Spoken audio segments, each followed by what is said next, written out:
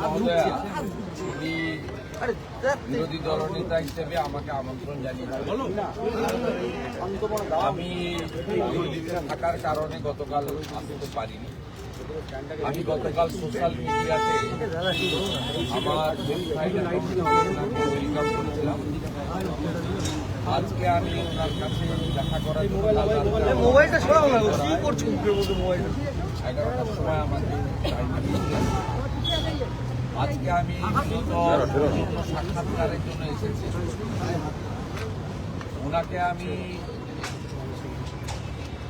Orange কালারের গোলাপ দিয়ে বরণ করেছি এই সিটি অফ জয় কলকাতাতে।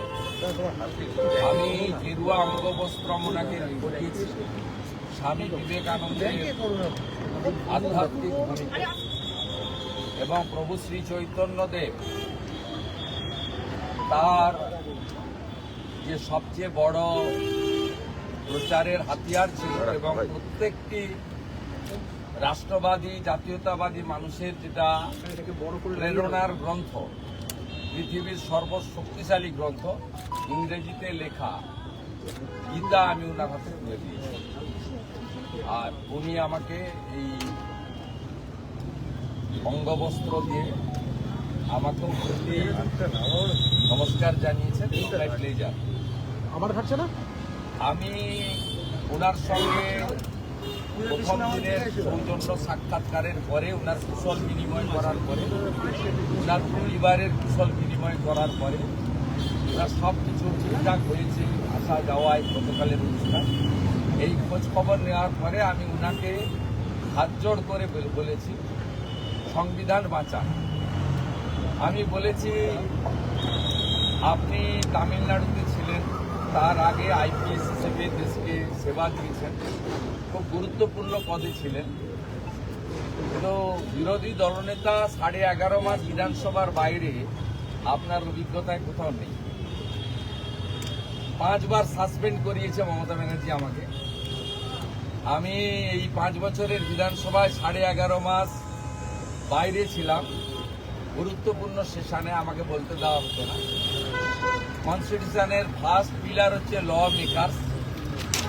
নগেন মুর্মুকে যেভাবে মারা হয়েছে, কেন্দ্রীয় মন্ত্রীদের যেভাবে আক্রমণ করা হয়, বিধানসভার ভিতরে বাইরে বিধায়করা বিরোধী দলের যেভাবে আক্রান্ত হয়, তাতে আমি বলেছি যে সংবিধানের প্রথম পিলার ল মেকার্স, অর্থাৎ এমপি এমএলএরা এই রাজ্যে বিপন্ন, যদি বিরোধী দল। আমি বলেছি এই স্পিকার 15 বছরে সংবিধানকে মানেননি। 10th শিডিউল 54 জন সুইচ ওভার করেছে, ভিতরে এক দল বাইরে এক দল, এদের সদস্য পদ দেয়। দ্বিতীয় বলেছি ব্যুরোক্রেসি, কেউ রিটায়ার করে না। আলাপন ব্যানার্জি প্রধানমন্ত্রীকে অপমান করলে তিনি মুখ্যমন্ত্রীর অ্যাডভাইসার হন।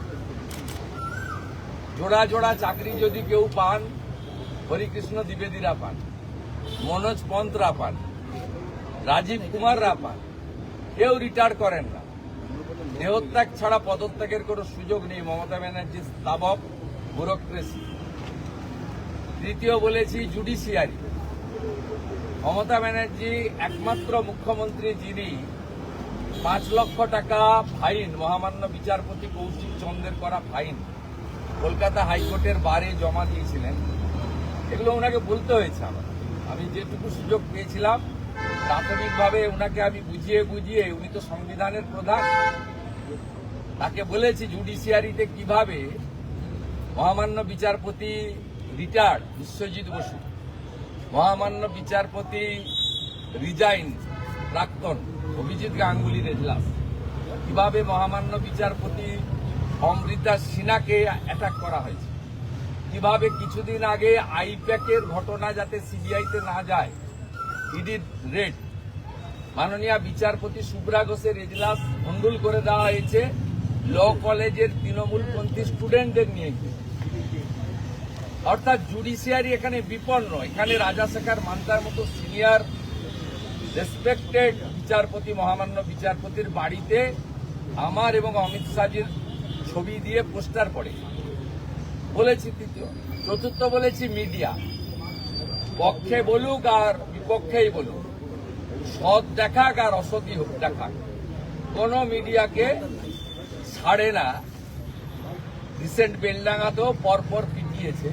অর্থাৎ সংবিধানের চতুর্থ স্তম্ভ মিডিয়াও বিপন্ন। বিশেষ করে ইউটিউবার এবং সোশ্যাল মিডিয়ার লোকেদের তো জেলে পুরেছে, এমন কোন লোক বাকি নেই যারা সরকারের বিরুদ্ধে বলেছে তাকে জেলে পড়েনি। আমি এই 30 মিনিটের কথোপকথনে ওনাকে এগুলো বলেছি এবং বলেছি পশ্চিমবাংলায় মুখ্যমন্ত্রীর এজেন্ডা 1 হাই অ্যাপিজমেন্ট। তিনি এখন সারাদিন ভাত খেয়ে বিকেলবেলা হিজাব করে খাবার খেতে ব্যস্ত। প্রত্যেক দিন 550 কিলোমিটার বেড়া নেই, হু করে বাংলাদেশি মুসলমান ঢুকিয়ে জনবিন্যাস বদলে দিয়েছে। বাংলা বিপন্ন। আমি বলেছি বিজেপির লোকেদের মুখ্যমন্ত্রী, মন্ত্রী, উপমুখ্যমন্ত্রী, সরকারি ক্ষমতার দরকার নেই। ভারতবর্ষের সিকিউরিটির প্রশ্নে আপনি যাতে আমাদের সীমান্তের জমি দিয়ে ইমিডিয়েট সীমান্ত সুরক্ষিত হয়, জনবিন্যাস এবং অবৈধ অনুপ্রবেশকারী মুক্ত হয়, ভারতবর্ষের সুরক্ষার ক্ষেত্রে দয়া করে আপনি দেখুন। উনি শুনেছেন, উনার মুখের কোনো কথাই বলবো না, এটা আনএথিক্যাল কাজ।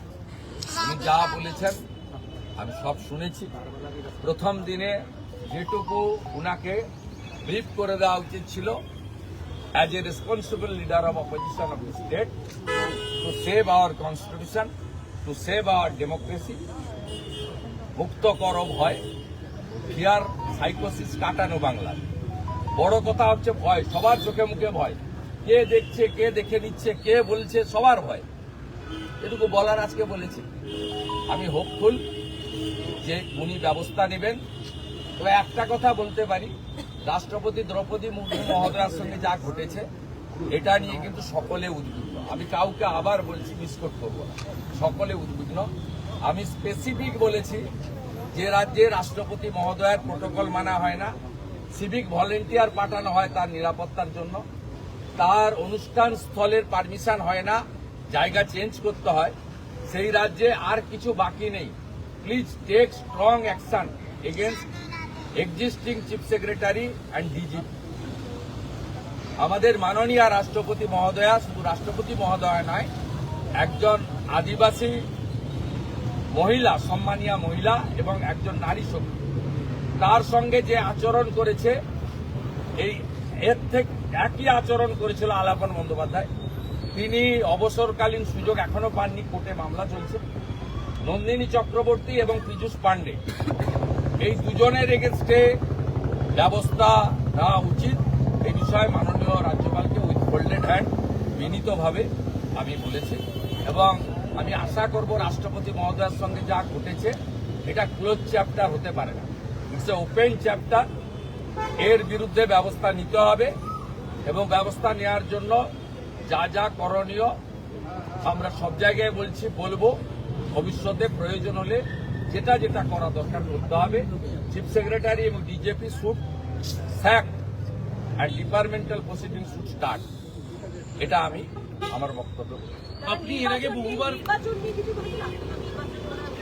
না, এখনই নির্বাচন সূচনা আইনি নির্বাচন নিয়ে আমি বলি, আমি পলিটিক্যাল কথা বলি। আমি যা বলেছি আপনাদের, এর আগে আমি সংবিধানের 4টে পিলারের কথা বলেছি, রাষ্ট্রপতি মহোদয়ের অপমানের কথা বলেছি, জাতীয় সুরক্ষার প্রশ্নে বাংলাদেশি মুসলিমদের অবৈধ অনুপ্রবেশকারী মুক্ত করার কথা বলেছি। বাংলা বিপন্ন। 85% হিন্দু ছিল 51 সালে, এখন 65% হিন্দু হয়ে গেছে।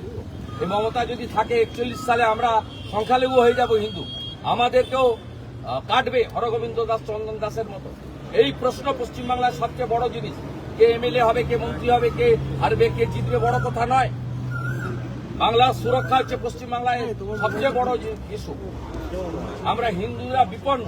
শ্রী চৈতন্য দেবের ভূমিতে, রামকৃষ্ণ দেবের ভূমিতে, স্বামী বিবেকানন্দের ভূমিতে, ইস্কন, ভারত সেবাশ্রম সংঘ, বেলুড় মঠ এবং আজকে এই জায়গায় দাঁড়িয়ে আমরা এই বিপন্নতা মেনে নিতে পারি না। গত 3 বছরে আপনি বারবার বলেছেন যে রাজভবন থেকে যা করণীয়, এটা এখন লোকভবন। হ্যাঁ, মানে রাজার পাট তুলে দিয়েছে ভারত সরকার। গত 3 বছরে রাজ্যপালের যা যা করণীয় আপনি বলেছিলেন সঠিক পদক্ষেপ করা উচিত, যা করা হয়নি, সেই জায়গায় কি মনে হচ্ছে ইটস এ এখন close chapter, close chapter, first is past. DA আন্দোলনকারীরা যে ডিএ আন্দোলনকারী- ধর্মঘটে গেছেন, ব্যাপক সাড়া, ব্যাপক সাড়া। বেতন কাটলে আর আজকে না আসার জন্য যদি কারোর উপরে কোনো জুলুম হয়, বিরোধী দলনেতা দল দেখবে না, কর্মচারী, শিক্ষকের, পুলিশ কর্মীর পাশে দাঁড়াবে। আমরা বিজেপি সরকারে এলে ৪৫ দিনের মধ্যে 7th পে কমিশনের টাকা দেব, এরিয়ার মিটিয়ে দেব সুপ্রিম কোর্টের উপরে, এবং 8th পে কমিশনের কমিটি করব। প্রত্যেকটা পুলিশ কর্মী, সরকারি কর্মচারী মিনিমাম 20 থেকে 25,000 টাকা বেতন বিজেপি আসার 45 দিনের মধ্যে পাবে। বেতন বৃদ্ধি হবে। এটা ঝাঁটিয়ে বিদায় করুন, নিরপেক্ষ হন, আমাদের পক্ষে হওয়া দরকার। আপনারা ভোট নিতে যাবেন, আপনারা আইন শৃঙ্খলার দায়িত্বে থাকবেন, আপনারা ভোট গুনতে যাবেন। আপনাদের পরিবারের, আপনাদের সন্তান সন্ততির স্বার্থে ব্যাপক সমর্থন। সমস্ত কর্মচারীদের, শিক্ষক, পুলিশ কর্মীদেরকে হ্যাটসঅ্যাপ জানাচ্ছি এবং তাদের এই লড়াই সফল হোক। মুখ্যমন্ত্রী বলছেন যে বহিরাগতরা, মুখ্যমন্ত্রী ডিএ আন্দোলনে সংসদের সামনে ধর্নায় তৃণমূল। কোনো প্রয়োজন নেই। তৃণমূল বলছে রাষ্ট্রপতি ভবন থেকে হ্যাঁ? তৃণমূলের প্রতিনিধি দল দেখা করতে যাওয়ার জন্য বলেছিল রাষ্ট্রপতির সঙ্গে, কিন্তু ফের দ্বিতীয়বার তাদের আবেদন নাকচ করে দেওয়া হলো। হ্যাঁ বলুন। তৃণমূলের প্রতিনিধি দল বাবু নিচ্ছি। রাষ্ট্রপতি কথা দ্রৌপদী বলবো, মুর্মুর কথা। সঙ্গে তৃণমূলের প্রতিনিধি দল দেখা করবার জন্য দ্বিতীয়বার আবেদন করেছিল, দ্বিতীয়বার আবেদন নাকচ করে দেওয়া হলো। এটা রাষ্ট্রপতি মহোদয়ের সিদ্ধান্ত। তবে যে অপমানটা তৃণমূল সরকার করেছে তাতে আমার ব্যক্তিগত মত ঠিকই করেছে। এদের আর গুরুত্ব দেওয়ার দরকার নেই।